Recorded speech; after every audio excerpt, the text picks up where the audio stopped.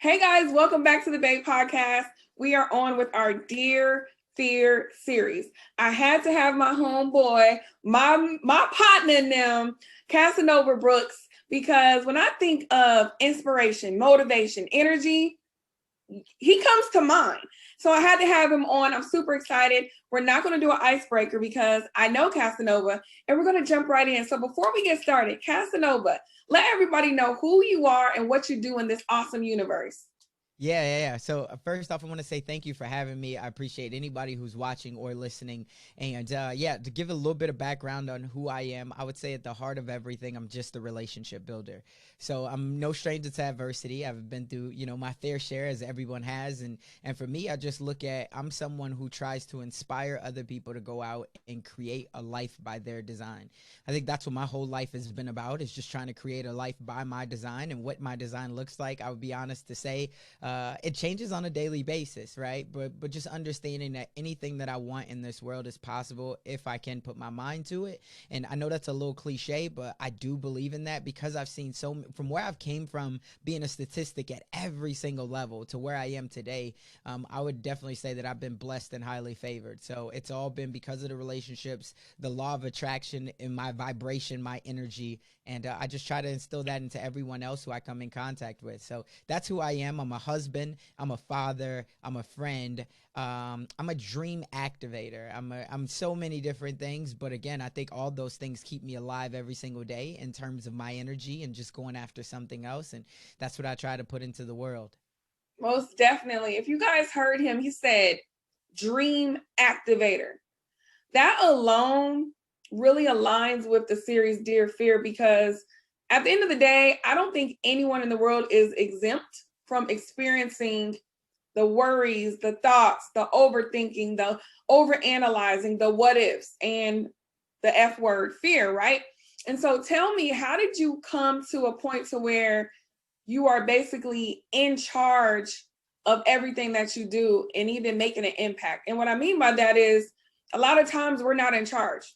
We have something being a puppeteer impacting our movements, impacting our communication, whether it's imposter syndrome, fear, other people, our past, childhood trauma, etc. Give us a glimpse of the journey that you kind of went through to create this magnificent person that we have in front of us today. Yeah, definitely. So I think for me, it stems back again, being south side of Chicago, raised by a single mom. Dad was never in my life. Last I knew, I had 13 brothers and sisters on my dad's side. But on my mom's side, I'm the only child. And so the reason why I tell that part of it is because for my dad, because he was never around, and I had my uncle, but he didn't live even in the same city as me. He lives kind of out in the suburbs. And so while I was close with him, I never had anybody who really gave me the foundation of what there was to be. Right? People would tell me, hey, if you keep your head on right, you could be anything you want in this world, which, a lot of youth hear. But at the same time, there was never a blueprint. There was never anybody who I saw that was doing anything that I really aspired to do, or definitely told me, here's how you can make it happen. And so for me, there was so much trial and error. And I think the silver lining out of that was it gave me a callus, right? And that callus was kind of became an armor because I went through so many things of just trying to figure it out myself.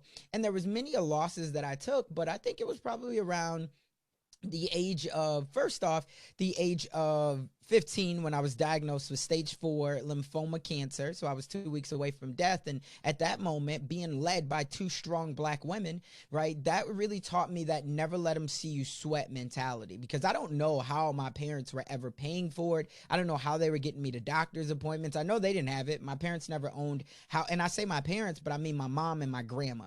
And so they never owned a house, car, business, degree, nothing. And so for every single day, they were kind of leading the way. And all I knew was that was my reality of, you just keep pushing.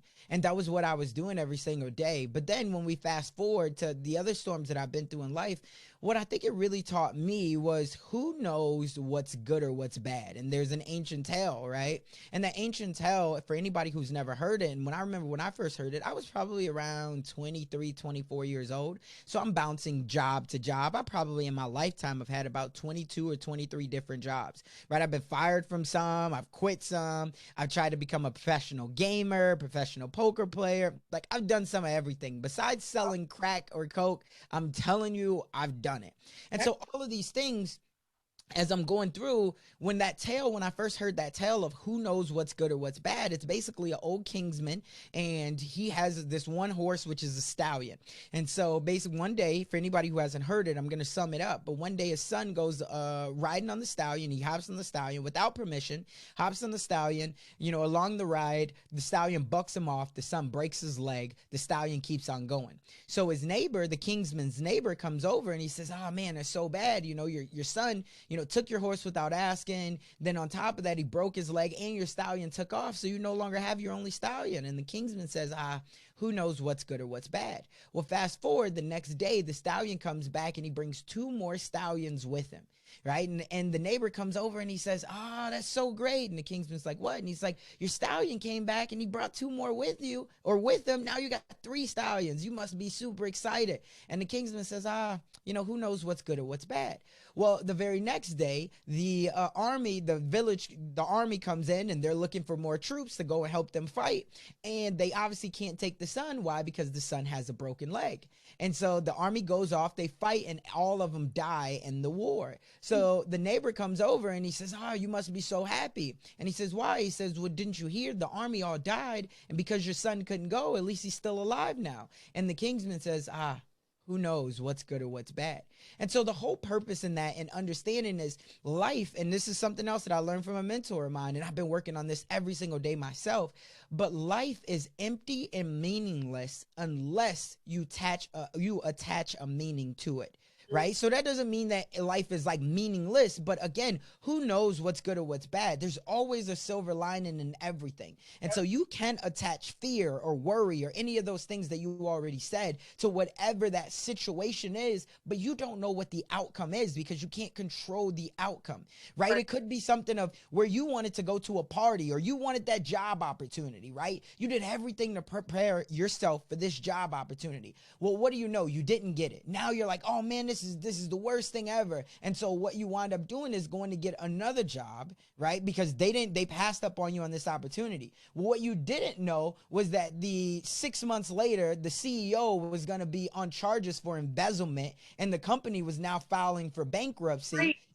And everything that you put into getting that job opportunity was going to be lost anyway. And now you had that stigma because maybe they had a lot of clout in the job world or in that industry. But now when you go to apply to somewhere else, you got to put that on your resume. And now because you got the job opportunity and you got that promotion, now they're looked at it like, well, how much did you know? And you're like, well, I didn't know anything, right? So again, you don't know what's good or what's bad, but all you can control is your energy and your effort every single day. And so that's the thing that I try to attach to myself. I try to take the emotion out of it. I try to just play. And this is something else that was told to me, right? We always talk about, belief and faith, right? And both of those go against fear, right? Mm-hmm. So that's why I think this is, but belief and faith. And we, a lot of the times intertwine them. But I would say, and this is something that was told to me and I really just took it and ran with it, but belief and faith are 2 different things, right? And there's something that's in between both of those words that is really important. So when you talk about you just believe something, it's like, okay, I kind of believe that it will work, but having faith is continuously putting in the action every single day, knowing that the outcome that you want, it might not be instant, but it's 2 years from now, it's 3 years from now. You're going to continue to water your soil, whatever that dream looks like for you, and having that faith that it will work out. But where a lot of people get stuck at is they just believe, but they don't take the action in between. So then eventually that faith subsides, right? It goes away, right? Because that action is what really matters. And so every single day I focus on the energy and the actions that I can do to try to just get me to that next step. And because we've had many conversations, for me, I run really fast, right? And a lot of the times I don't necessarily know that I know my destination, right? But here's what I do know. If I keep just driving and running, sometimes it is exhausting. But again, it's that energy and things open up for me every single day. Opportunities do, right? And in the end, what I'll live, because I think just this is my own personal opinion, and then I'll open it back up to you. But I think at the end of the day, you set a goal, you set a destination, but you know that it can change, right? The direction might change, right? And think about it like this. If you're in Atlanta right now and you're listening at this and you say, I want to go to California, that's the end goal. But how are you going to get there? You might start off going south, but then you might quickly find that, oh, there was a hurricane or there was a tornado or whatever it is. So you might have that detour. You might have to go north a little bit before you can keep going west. But the only thing that you have to do is never stop, right? That's really what you got to do. Eventually, you'll make it to California. And so that's been a big thing for me, is just always taking action. And I think that that's helped me with so many things along my journey of figuring out, you know, everything that I want can come to me because I've taken massive action in so many different ways. And I've seen that my energy has brought it to me. Got you. Listen, you just did a masterclass. This was actually not a podcast session, guys. It was a masterclass. Okay. And the reason why I say that, as you guys see, Casanova is a walking dictionary, almanac, journey teller, storyteller, the whole nine. And I think what happens is some of us are scared to even communicate and serve and provide value because we're still a little timid or unsure or lacking clarity on who we are. It's clear that you know exactly who you are to a point to where you're making an impact and teaching and informing others on how to articulate who they are. But one thing that I specialize in reframing and perception. And you did a whole lot of that in your segment that you just shared, right? Reframing. No, you might not get the job, but guess what? It may not be for you.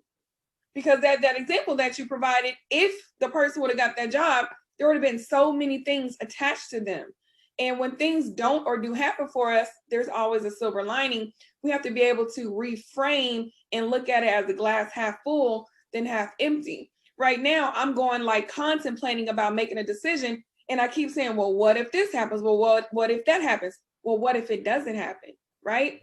So I love that faith piece, because a lot of us lose faith when we don't get what we want immediately or as quickly as we plan. Well, guess what? You still have to keep the momentum. You still have to be ready, because you never know when you're going to get that call, that text, or that knock. You need to be ready. And when you are already on the bike, you're running, then you're already ready. And I think that's one of the things that kind of sets an activator apart from someone who's just on the sidelines watching, right?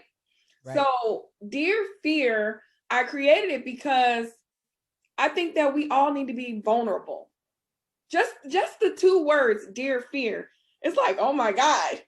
You know, it's musky, it's heavy, but literally you have to talk to fear so you can get it out of your head and into the universe. So this is like a quick segment, but I always want to end with a conversation with fear, organically, off the cuffs. And Casanova, you know me, like, put you on the spot. We're about to get creative. I literally want you to talk in the camera.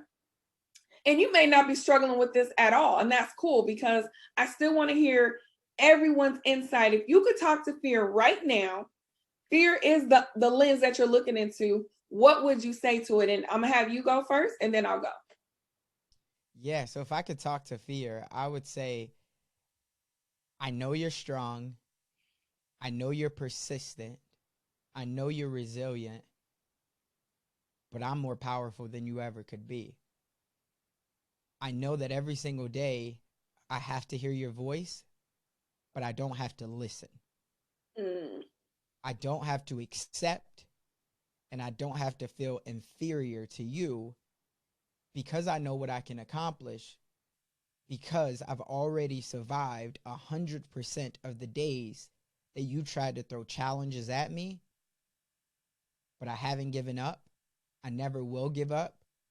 My why, my family, my heart, my soul is more persistent. And even on my worst day, I believe that I'm still much more of a fighter and a warrior than you on your best day. So you'll never overcome the things that I have, because you've never been through what I've been through. That's what I would say to fear. That was dope. Mic drop. I love it. And it's just it's not reclaiming your power, because the power is already there, but it's reminding of your power. And you're acknowledging that, hey, I get it. You're here. You got a little muscle on you, but it's not bigger than mine. So Right. what's really good? Right. Facts. That's is 100% of what my thoughts were. It's always going to be there. It's all because our brains are designed, right? The subconscious is designed to keep us safe, Mm-hmm. right? And fear plays off of that, which we already know. And here's what I've learned, even from mentorship, through conversations, through masterminding, is like a lot of the times that subconscious or that fear, it's always going to look back and see, what have you already done that's similar to this? If you haven't already done anything that you're trying to do that's similar to this, it instantly puts up a red flag to say, hey, you don't know if you can do this, Yep. right?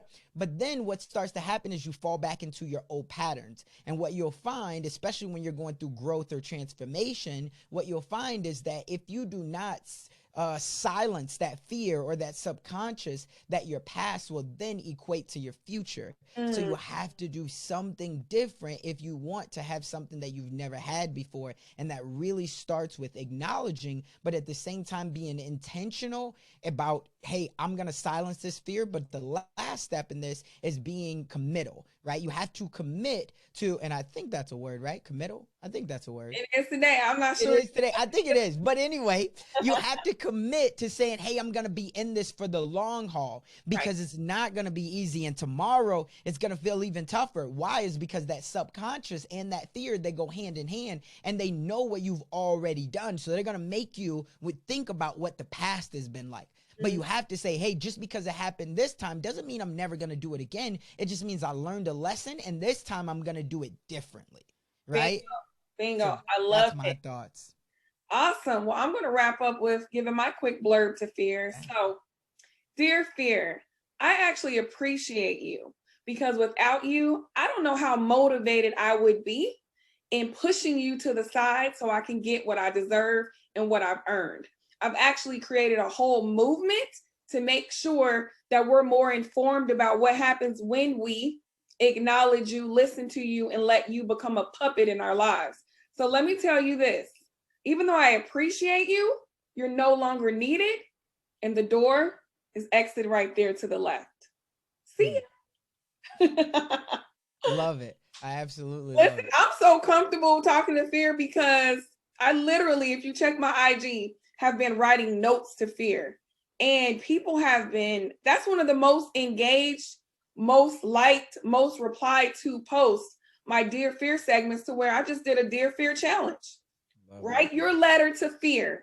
And it's been trending. And I think the reason why is because right now in this climate and in our culture, right now with social media, instant gratification, COVID, the freaking cyber attacks, all of these things are happening because they want us to shrink. But that's not happening, period. No, All right. never.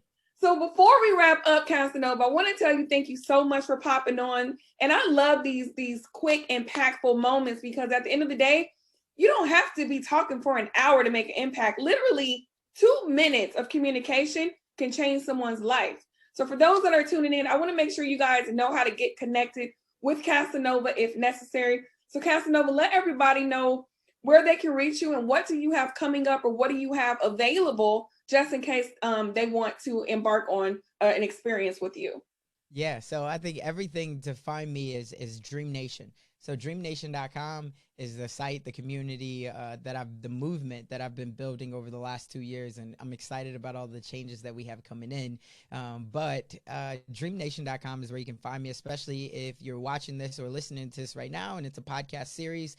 Then you can find the Dream Nation podcast. There's everything from mindset to entrepreneurship to also real estate on there. And then if you want to connect with me directly on social media, I would say Facebook or Instagram is probably the best places. I'm trying to get into this whole TikTok game, but I haven't just gotten there quite yet. But so right now I still say Instagram, Facebook. I'm definitely on there. And especially if you're in real estate, if you're an agent, if you're a broker, I would definitely love to have conversations, tell you what I've learned along my journey, and see if I can help you on your journey.